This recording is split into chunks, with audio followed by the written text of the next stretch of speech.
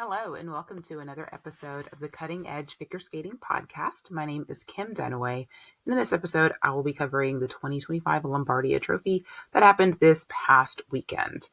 This event was very top-heavy in terms of it was super competitive and a lot of big names in the singles, and then very little in the pair disciplines, unfortunately.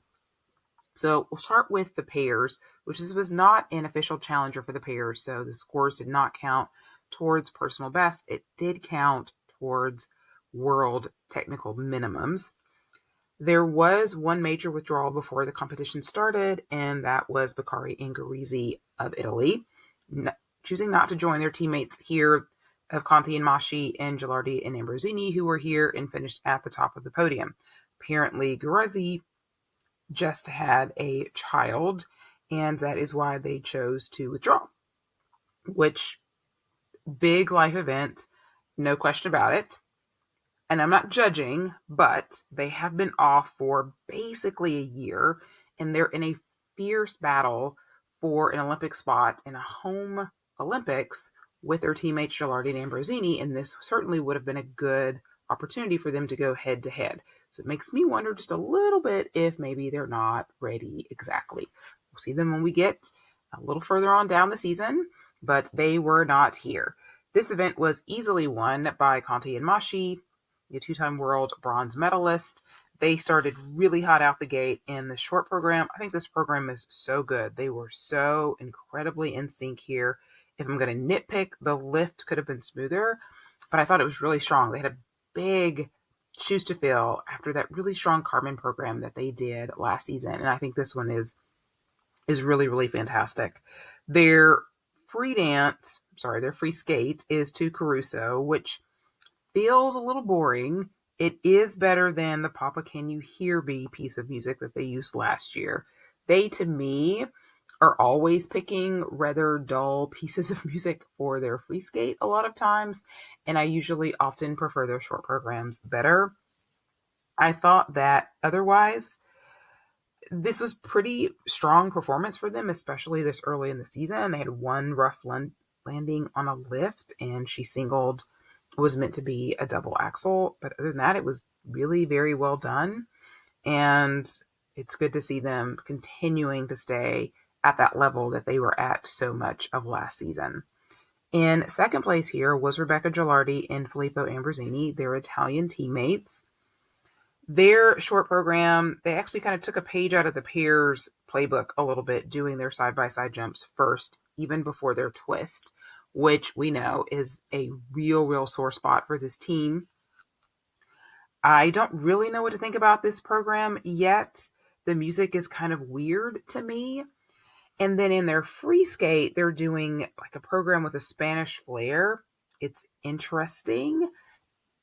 I'm not sold on it 100% yet. As I was watching this team and this event, I feel like they could almost be like a US team. It's like they do so many elements really well, but the jumps just kill them. The throws and the side-by-side jumps. In this competition, more so the side-by-side jumps than the throws, but it does just take away from the program a little bit. I want to see these programs grow a little bit. I really want to see this team really come back better than what we saw them at last year. Last year, it just never really seemed to be at their best at any point in the season, and I'd really like to see them improve over what we saw from them last year. And I would love to say that this competition was a step in the right direction. It was better than what we saw a lot of them last year, but not enough to get me excited at this point. The other team I'll talk about briefly was Velizy and Badar of Czechia. They're a new team, very limited experience, a bit technically challenged at times. They don't yet have to throw triples, at least that they're ready. But I thought that they had really two pretty decent programs here. I thought in their short program, they had some really nice spins. I really enjoyed their footwork. I was really impressed with their lifts in the free skate. They got level 4s on everything. They actually got a level 4 on their death spiral, which is we don't see in a lot of teams, and they're fairly new. So I was encouraged by this team quite a bit here. All right, moving on from the pairs, let's talk briefly about ice dance, which was also a very muted lineup. We didn't have anybody here that finished in the top 10 at Worlds last season. This event was actually won by Eva Pate and Logan Bai of the US. And it just really goes to show the depth that US figure skating has, because you have a team like the Morascheks who finished second here. And while there were some challenges that I'll talk about here in a second, they were 12th at Worlds. And Pate and Bai were 8th at US Nationals. And I would love to see how many US teams could do really well at Worlds. We'll never see it because we're only going to get 3 teams per World. But it just goes to show you, you've got Vadim and Emilia, and you've got the Browns, and you've got Brody and Somerville, and of course the 3 teams that were at Worlds last season that are all basically ahead of this team. And here they are still winning a challenger, albeit not any big names at this challenger, but a big win for them in their rhythm dance. They were doing Enter Sandman and Thunderstruck, and I was so glad that they went rock and roll this year and didn't do another like hip hop kind of or R&B number like we saw them do a couple of seasons ago that I didn't think was super successful.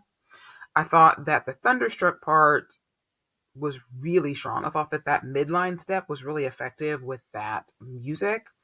I thought they looked bigger and more powerful than they normally are, and I thought they did a really good job maintaining their speed throughout. They, like they always do, had really fantastic levels on everything. They actually got a level 4 on their pattern step. They got a level 3 on their midline step. So they had the best base value of anybody in the competition. They did not win the rhythm dance part of the competition. They were just a little bit behind the Morascheks, but came out really strong in the free dance. They're using the Lion King, which I think is really effective for them. They could never really get into their free skate that they had designed last year. So they ended up going back to the Politzovian dances that they had done 2 years ago last year, which was fine. I think that this actually is a bit of a better fit for them. We've seen them do a lot of things, Hunger Games and River Dance, and this to me has a lot more potential than what I feel like that we have seen from them in the past. Some really fantastic lifts in this program, and it's not something that's been a real strength of this team before. Had a great rotational lift later in the program, had a really nice stationary lift right at the top. There was one really awkward lift really late where she did some kind of flip into it. Didn't really love that. Hopefully over time they can really kind of smooth that out. But overall, I thought this was a really strong program for them, and this is a really good outing for them overall to win here. In second place was Katarina Maskova and Dana Moraschek of Czechia, and they did win the rhythm dance. They were also doing AC/DC, also using Thunderstruck. I thought they just came out in that rhythm dance and just really attacked.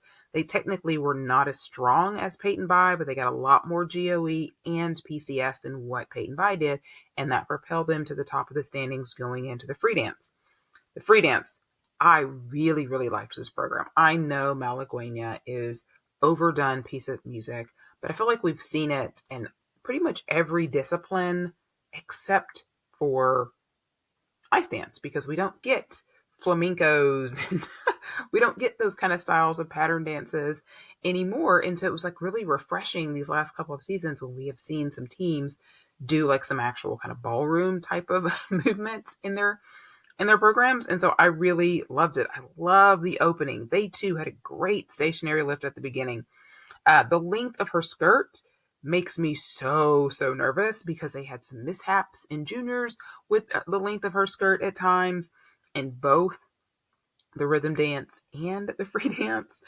And there was especially a part in the middle where they have this slide movement and their spin where I can just feel like the skirt can get in the way so easily. It just sort of gives me shades of Guinard and Fabry when that skirt got stuck underneath her skate and it was way shorter than what hers is. I mean, she uses it to really accent the program. I mean, she's grabbing a hold of it when they're actually doing a set of their twizzles. They too have some really great lifts. There's like a lift where she's in like a cantilever position. But even after that really, really strong performance, there was a long, long wait for their scores, and that's never good. And they got that exclamation point in their character step again. This has happened to them before, and that cost them about 2.5 points. They also got a lot of level issues in here too, and so that actually pushed them to third in the free dance. They were able to stay ahead of Katarina Wolf-Kostin and Dmitry Serebetsky, but I'm sure they had to be disappointed coming in to the free dance in the lead and to end up quite a few points behind Peyton Bai at the end of the day. I'm imagining that exclamation point is, it's either they were too far apart at some point during the character step, or they didn't feel like they covered axis to axis. Even so, I really love the choice of music for this in an Olympic season. I have not liked a lot of the Olympic music choices that I've heard in any of the disciplines, and this has been something that has stood out for me so far. All right, let's talk about Wolf-Kostin and Chen. In the rhythm dance, they were doing full-on Backstreet Boys. Everybody, Quit Playing Games with My Heart, Larger Than Life. Program is fun. It definitely kind of tickles that nostalgic factor. I just don't get the costumes. Like, neon was definitely not a thing in the late 90s. So that was a little puzzling to me. But other than that, I thought it was a fun program. Their free dance are doing Kill Bill, which I think is a good departure from what we've seen them do. Like last year, they were doing like Moulin Rouge, and then the year before that, they were doing a tango. And so we're just getting to see a lot of different styles from them, which I think is really good. And this is a good finish for them as well. I mean, this is looking at the lineup. This is basically where they should have finished, coming out of participating in juniors a lot last year so they could get some more experience. But most importantly here, they were about 10 points ahead of the next team behind them, and they were only 1.5 points or so behind the Morascheks. And so that's a really, really good finish for them. Of course, keeping in mind that the Morascheks had some technical issues that kept them from scoring their best. Okay, moving on. Well, okay, before I move on, one more note about the dance. Manny and Roethlisberger, who I love, who have been in my season's best list the last couple of seasons, came out in their free dance. And I'm not talking about the free dance, his costume. He is wearing some kind of a scarf around his neck, and it is so distracting. I'm just like, why? Why are we doing this? I do not understand. I just had to make a note about that. I just don't get it. Okay, moving on. Let's talk about the men. The men here had a lot of big names. I don't think this was nearly as competitive as maybe we would have hoped when we saw the list of competitors beforehand. This was won by Ilya Malinin. No surprise here. He debuted both of his new programs. So much so, it was very secretive about the free skate. He did not want any practice footage taken whatsoever and being posted on socials before people were able to experience the whole free skate in itself.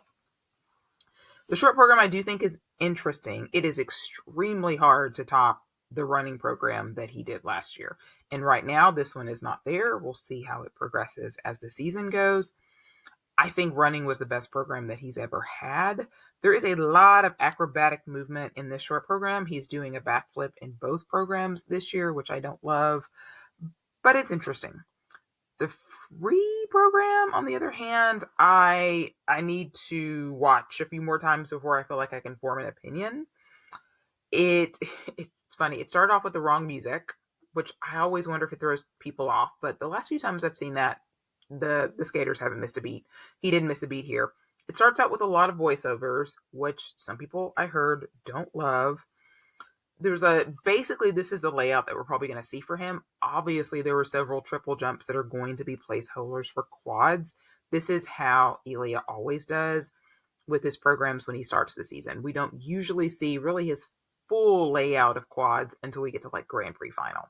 So here, he was doing a triple axel instead of a quad axel, a triple loop instead of a quad loop, triple Lutz Euler, triple Salchow instead of the craziness that we see him do from time to time.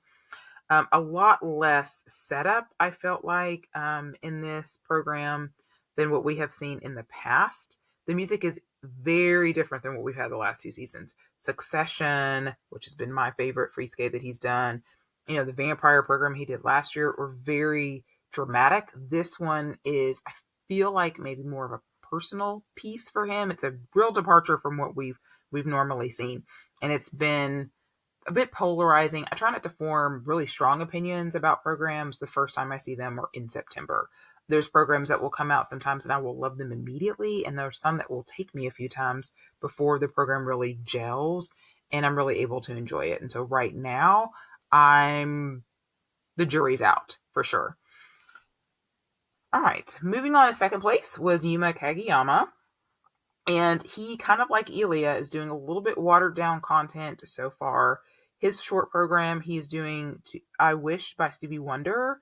I don't love the costume here. It's like a white with like black, like splotches. I don't know. It's fine. I don't know. I don't get it. But anyway, he came out of a spin and he had some kind of boot issue. It looked like he was going to stop his program, but then he resumed his program and he ended up not even missing his triple axel. So I do feel like we get to see more of a fun side of Yuma, which I do enjoy. It's a nod to the short program that he did in the last Olympics, which was this Smile program, which was so great and really showed his personality. Whereas a lot of the programs that he's done recently have been a lot more serious. I just feel like maybe the music gets a little old by the time we get to the end of this program. He did a triple flip, triple toe here, which I'm guessing is going to be a placeholder for the quad flip, triple toe, which would be a huge, huge point getter for him if that's something that he can land. It's not something we've really seen. The quad flip hasn't been super consistent for him. It's something that he's always had in his free skate versus in the short program. So that'll be an interesting story to sort of watch as it develops throughout this season. The free skate, he's using Turandot, but very different musical choices than what we typically see people use Turandot. Typically, they're just using Ness and Dorma, which is the big, big piece of music from that opera. But Turandot's like a 2-hour long opera, which I have had the privilege of seeing before. So there's a lot of really fabulous music. And so I love that Yuma uses different music in this program. I think that it keeps it from being compared to other really famous Turandot programs. My favorite, Jin and Zhao's Turandot program from the 2002 Olympics that they redid that following year. So good.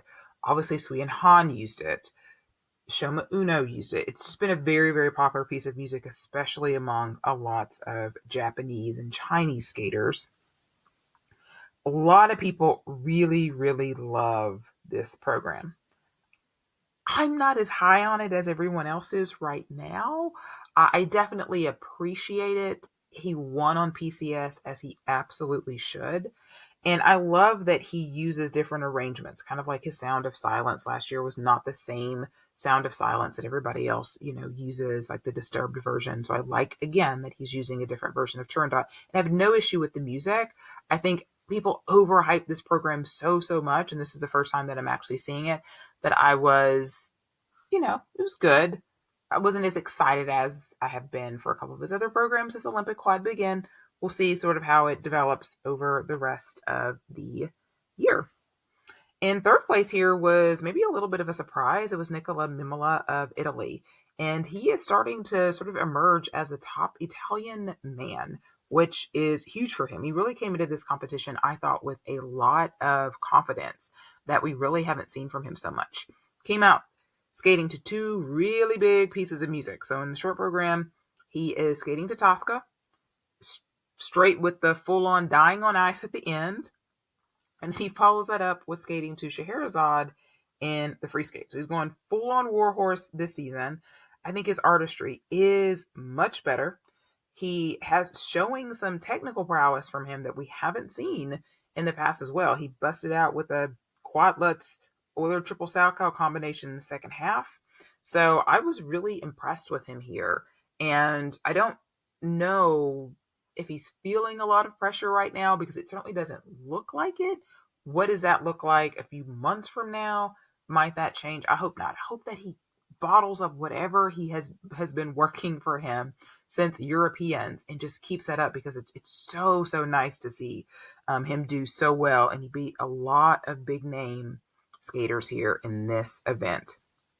In fourth place was Shun Sato, who to me feels like the other lock with Yuma Kageyama to make the Japanese Olympic team. He is repeating his short program to Ladies in Lavender from last year. It's a beautiful program, a little dull when compared to some of the other programs at this event, but a beautiful program nonetheless. His free skate is to Firebird, which I really like. Usually we see a lot of women skate to Firebird. We don't see a lot of men skate to it a lot. This wasn't his best technical performance here, but he definitely did better in the free skate than he did in the short program. He actually was 8th after the short, pulled himself up to 4th after the free skate, but was quite a bit behind Mimola, and both of them were way behind the top two.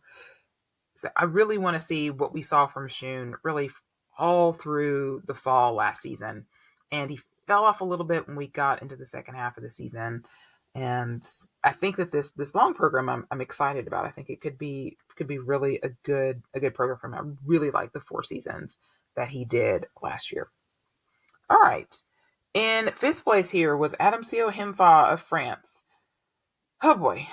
He lost French Masters a couple weeks ago, so I really wasn't sure what to expect from Adam coming into this event.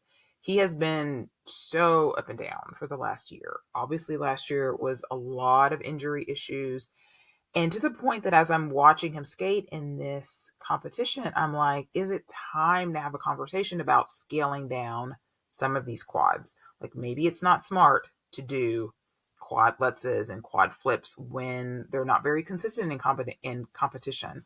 Maybe it makes more sense to go back to something that's a little bit easier for him to do, especially in the short program, so he can stop working from such a deficit.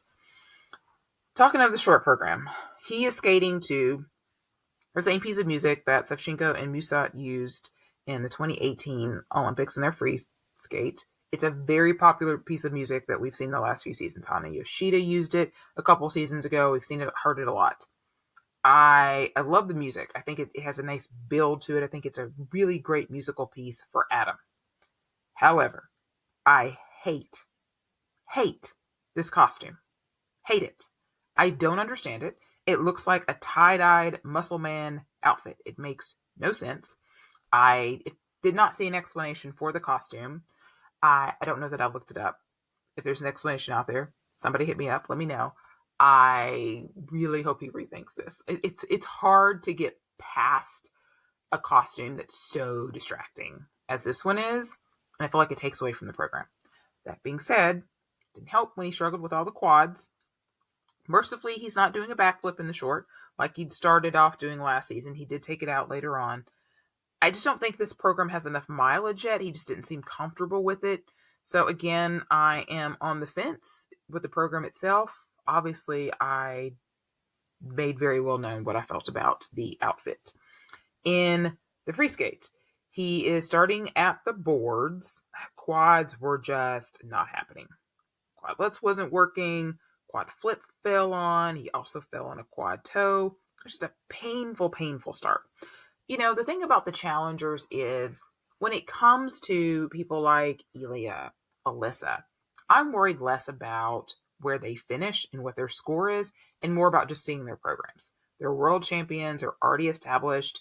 Like, they're not trying to use challengers to propel themselves in the eyes of international judges or in the eyes of their countries to get picked for Olympic spots, right? If you are a skater who is like trying to be a contender, like Maxim Nuomov or Sarah Everhart, the challengers become a lot more important because you're trying to build your resume. For somebody like Adam, it's almost kind of in between, right? Like, Adam's going to be on the Olympic team. Like, it's going to be him and Kevin. There's no debate about that. So he's not trying to build his resume. But I do think it's very important for Adam to build some consistency. And so for him, this challenger feels like a bit of a disappointment, honestly. And it's not because he finished 5th. I think it's just because he was so messy on his way to being 5th. I think Adam is somebody who would really benefit from one less jumping pass because his artistry is so fantastic and his storytelling ability is so good that if that's a rule that they make in the next Olympic quad, should Adam stay on, and I have no idea what his plans are, I think he could really benefit from that. I think the ending in this program was really strong. And after the first 3 jumping passes that were all disaster, the program was infinitely better. So I'm more excited about this free skate than I am about the short program right now, but I'm just really, really questioning the technical layout of his programs right now. In 6th place was Cal Mura, and I just really need him to get himself together. I just don't know what's wrong. I need him to go to the Olympics, and I'm worried. The short program was better than the free skate was. He, like Adam, started on the boards. He had this kind of like piano music, and it kind of gets more techno. The triple axel was great. I thought the combo was good. It was just the opening quad sal that he really had to hang on, but I really liked the footwork sequence. And I thought it was a good contrast from what we have seen him in the past, which is kind of like more frenetic, and even a good contrast from somebody like Elia's footwork sequence. The free skate, I love the idea. Like, it's music from the film The Last Samurai. It's a Tom Cruise film. I've actually never seen it. I remember when he was on Oprah talking about the movie, and so all the clips I've ever seen I saw on Oprah. But I really liked the musical selections that he had in here. It was very, very uneven, technically. I think he's got really good material in this entire Olympic quad. And honestly, I feel like these programs right now are the weakest that we have seen from him. There is a moment in the second half where there's this big swell of the music, and he does his quad toe, but it failed miserably, and it kind of reminded me of Junwan Cha, who loves to do the same thing. And it's so effective when they hit those big jumps right on the music, but when they don't hit the big jumps right on the music, it feels like it makes it worse somehow. I thought the choreo sequence at the end could be really effective and powerful, but it just didn't really sing here like it could, just kind of due to the sloppiness of several of his jumping passes. So I don't know. I have lots of concerns about Cal. Not that any other Japanese men are just like knocking it out of the park, but he just has so much ability and so much potential that I would love to see him just harness it and be able to get it out some kind of a way. All right, the other people I'm going to talk about, one is Maxim Nuomov, who finished 9th here. He was actually 9th in both segments of the competition. Really loved the short program. I loved it in the Summer Sizzler. He landed that quad toe really beautifully, but he had this long setup into his triple axel, and I was thinking at the time it was too long, and then he popped it. So timing wasn't quite right on that. His free skate is to this piece of music called In This Shirt. I can't remember who skated to this. I thought it was Mateo, but it's not Mateo. He skated to another piece of music by the same group. But even so, he had a great quad sal and triple axel to start his program, and then he repeated both of those jumps and missed them both, which cost him a lot of points here. The program itself is really well done. I think that these 2 programs that he has this year are the best work that we've ever seen out of him. And he's one that I'm not super worried about right now. Granted, I just said the whole thing about working on your resume. I just feel like the third man is probably just going to come down to whoever does best at nationals anyway, honestly. But I do think it's good to get some mileage on the programs and get some consistency for Max, because it is something that he has struggled with for in the past. But these programs are just fabulous. The other person I'm going to talk about for the men is Matteo Rizzo, who did not do well here. He was actually 11th. He had a decent short program. He was 5th after the short, but really struggled in his free skate and finished 11th to finish 11th overall. Carolina Costner was actually with him in the Kiss or Cry, which I looked and I did not see anything where they are working together or she has been added to his coaching team. She didn't choreograph either one of his programs. So that was just interesting to me.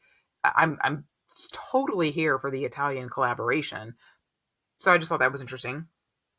His short program did not contain his trademark quad loop. In fact, he didn't do his quad loop in either program. Here, quad toes, and neither one of them were particularly good. The free skate, we actually saw him debut at Europeans last year, did it one time, and he knew at the time that that was going to be his Olympic free skate.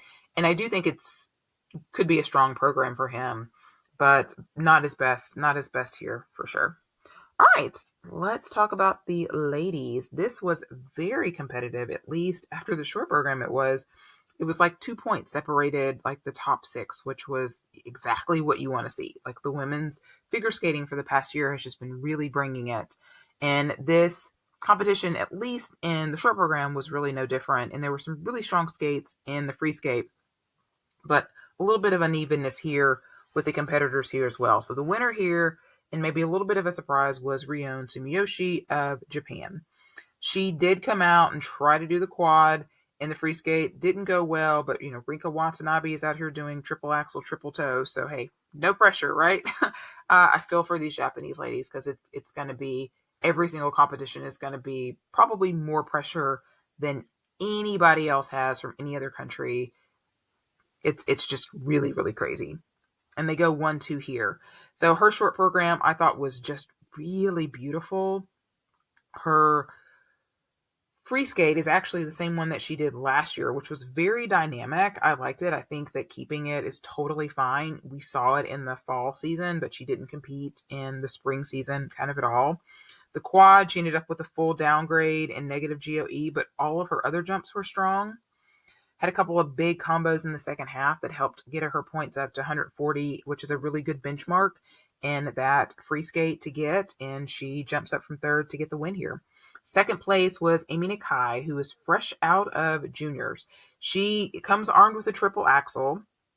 It's not always consistent for her.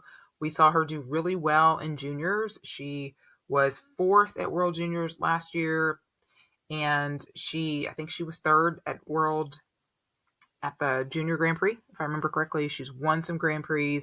She's always had really nice artistry too. No different here. In her short program, she went for the triple axel. It went poorly. The other jumps were good though, and she actually got 68 points, which is a huge score to get with a fall. She's got plenty of personality to pull this program off. She's got really nice artistry. I don't love this program. I don't know if it's the combination of the program and the costume. It's fine. It's just, I don't know. It just was a little, I was underwhelmed so much this weekend. I don't know why. But her free skate I thought was really beautiful. The triple axel again didn't go well, but everything else went good, and she got 130 points, 37 points in her free skate, which is a really big number. She is definitely in a very, very crowded mix for that Japanese Olympic spots.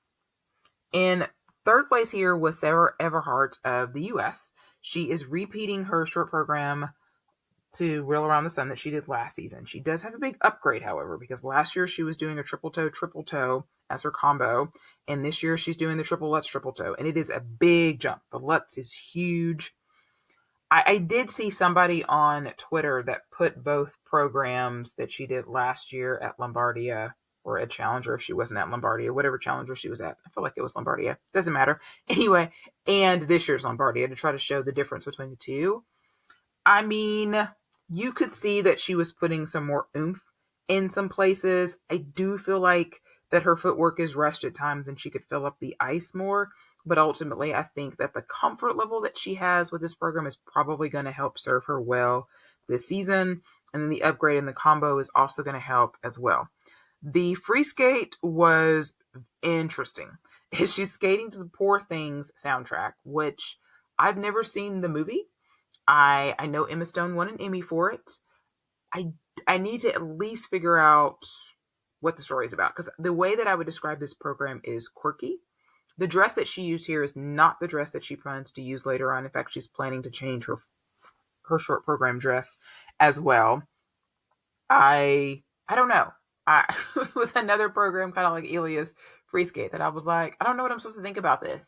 It's interesting. But, she almost got 200 points here. I mean, literally, like, you couldn't give the girl 0.09 points so she could make it to 200. But I think she did exactly what she needs to do. She came out, she skated well, and that's what she's going to need to do. She's going to need to build that resume and just be consistent, get on the podiums as much as she possibly can. In fourth place here was Alyssa Liu, and she was leading after the free skate, but Alyssa had boot issues this weekend. In fact, I'm going to read what she told Golden Skate after the short program. They say that at Champs Camp, she couldn't do jumps at the competition simulation because she's been having problems with her boots for quite a while, that she is skating in one new boot and one old boot. She actually got some help from Elia's dad to fix the boot. And she said that right now her jumps are far away from what she's really capable of. She says that she's confident that she can do a triple axel, but she has not trained it yet because of the boot problems. So hopefully that's something that she can get fixed, because it's always very, very frustrating and can be a real hindrance for people when they have boot issues any season, but an Olympic season definitely is very, very scary. She did come out in the short program with a triple Lutz, triple loop combination, which is a big point getter, especially in the second half of the program. Wasn't perfect here. She turned out of it, but considering the boot issues that she had, amazing that she was able to land these jumps, and she was in first after the short program. The free skate, she's doing a Lady Gaga program. Again, it's another one that I feel like is interesting. I don't know how I feel about it yet. It's so different than what she's doing in the short program, which I love. I love that she's given us two different vibes. And she obviously really likes the music. The costume is super interesting. She had some issues, again, with some jumps due to the boot issues. So I'm interested to see what this looks like when she's really comfortable on her feet. I don't know. It feels like something Amber Glenn would have done in a way. So we'll see. But I'm not worried about Alyssa right now. And I'm certainly going to be following whether or not she gets this triple axel back or not, because that could be huge. I mean, she's already a contender for an Olympic gold medal, right? But as I'll talk about a little bit later, we talk about the Olympic qualifying competition coming up in a few days. Obviously, Adelia Precious-Guillon has some big elements that Alyssa Liu doesn't have, but if she were able to get the triple axel back, that could be a real game changer. In fifth place was Laura Naki-Gutman of Italy. She has two, again, very interesting programs. Her short program is to The Law According to Lydia Poet. It's choreographed by Lori Nickel. Really didn't think that she could perform this any better than what she did. She got level 4s on everything. She was 7th in PCS, which I get. Everybody that, was ahead of her, basically the 4 skaters that were ahead of her, plus Rino Mitsuke. They also had Seyeon Kim over her. I don't know. I feel like she's underscored in that department. And I understand that she's at a technical deficit just due to the triple toe combo that she does versus everybody else that does like a flip toe or a Lutz toe. But I don't know. I thought she was a little underscored, honestly. In her free skate, she's skating to music from Jaws, Inception, and a piece of music called Forgotten Sin. So it's a little bit all over the place musically. I like the program. It's choreographed by Stéphane Lambiel. I like what I'm seeing for Laura. She was 4th in the free skate here, and I think finishing where she was makes sense based upon the other people that finished ahead of her. And again, she was right near that 200-point marker, which is where she wants to be if she wants to be competing for podiums and if she wants to make sure that she's that Italian lady that gets chosen. The other lady that I'll talk about here was Rino Mitsuke, who finished 8th here, which is not where she wants to be for sure. Her short program is a redone version of her last year's free skate. Gorgeous dress, but she started with a single axel, and she also got that dreaded undercollar combo, so that really put her behind. And her free skate, she's skating to the Nutcracker Pas de Deux, which is a beautiful piece of music. Another great dress. Just rough jumping passes, though. I love the choreo sequence. She does a spiral there. She has some nice split jumps. And her choreography sequence, it's interesting because she does like some Charlotte stops in here too, and she doesn't have a lot of flexibility on those particular movements, a spiral either, but you'll see her spin with her leg in a full split. So I don't know if it's some hip flexibility that she's lacking or if it's just a comfort level with some of the spirals, but I feel like there's some space there. Like I feel like she's got the range of motion to make those a little bit bigger if she wanted to. And we also saw Katarina Kurikova here from Poland. She was 12th here. Still really struggling with her triple jumps, but I will say that her short program I liked so much better than the Let's Get Loud that she was doing last year. There was a lot of drama and a lot of emoting in the piece, and she's one that I just felt like would just totally kill it as a pro skater if we had any kind of a professional circuit for her to perform on once she leaves amateur skating. All right, so that's all of the coverage from Lombardia. If I'm going to pick a Pam Chinko, I'm going to give it to Conti and Mashi for that short program that they did. I thought was really good. And I'm also going to give it to, I know that they had the exclamation point and all the things, but also really loved the Moraschek's free skate as well. So they're going to get my Pam Chinkos this week. All right, let's talk real quickly about the Skate to Milano, which is the figure skating qualifier that kicks off 4 days from now in Beijing. We have got all 4 disciplines trying to get the last 17 remaining spots for the Olympics. You also have implications potentially for the team event as well. Right now, you have 3 countries that have qualified in all 4 disciplines. That is the US, Canada, and Italy. There are 6 other countries that have qualified 3 disciplines. So you've got Japan and Poland, who are lacking an ice dance team. You've got Georgia, who's lacking a woman who I expect to get it. I expect them to be able to qualify for all 4 disciplines. Great Britain actually has people in everything except for the men. France is lacking a pair team, and South Korea is lacking a pair team, and they don't have a pair team in the qualifying event. So the rhythm dance, pair short program, women's short program are going to be on Friday. The men's short program, along with the pairs free skate and the women's free skate, are going to be on Saturday. And the last 2 events, the free dance and the men's free, are going to be on Sunday. Now, this is Beijing time, so it'll be crazy here in the States in terms of when that is aired. It's supposed to be on ISU YouTube channel, from my understanding. I wanted to talk about just some of the potential people to look for. So the men's event, they have 5 spots that can be qualified. The main people here that you're really going to look at: Peter Gumenik, who is competing from Russia; Francois Pitot from France, because they have the opportunity to qualify a 3rd man here; Edward Appleby of Great Britain, because if he were able to get in that top 5, which is a tall order, but if he was, they would qualify a full team for the team event. Youngyum Kim of Korea did not qualify for the free skate at World, so he's trying to get a spot for Korea here based on Junhua Cha's placement to get a 2nd spot. And then Donovan Carrillo of Mexico will also be somebody who's vying for a spot. So to me, those are some of the names to watch. In women, this one is going to be very, very competitive, because to me, in my mind, you've got 3, if not 3, 4 spots that are basically already decided if they can just stand up reasonably well. That's Adelia Prigozhin of Russia, Luna Hendricks of Belgium, Anastasia Gubanova of Georgia, and Victoria Safonova of Belarus, who was actually 12th at the Olympics 4 years ago. We have not seen her since. I have no idea what kind of shape she's in, but just looking at some of the other competitors here, I would expect for her to definitely be in that mix if she's anywhere where she was 4 years ago, which would leave 1 spot for a whole bunch of other ladies if that is the case. And dance, we have 4 teams available. And in my mind, Rita Nembrovicius should be a lock for that. The other ones, it's going to be a lot tighter.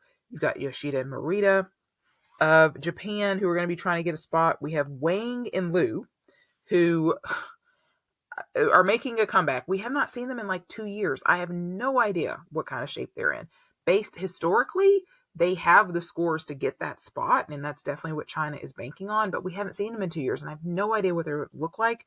There was lots and lots of allegations and different things that sort of came out against Liu. I don't know that it really went anywhere, but that's kind of where we're at with them. Oh yeah, I forgot about Harrison Chan. To me, they're also a lock. So to me, Rita Nembrovicius and Harrison Chan for sure. That leaves 2 spots for Wang and Liu, Yoshida Morita, I would throw Ignateva and Shmeko of Hungary in there. They're a really strong team. Maybe Ritan and Majorov of Sweden could also be in there. Pinchuk and Pogorilov are another option.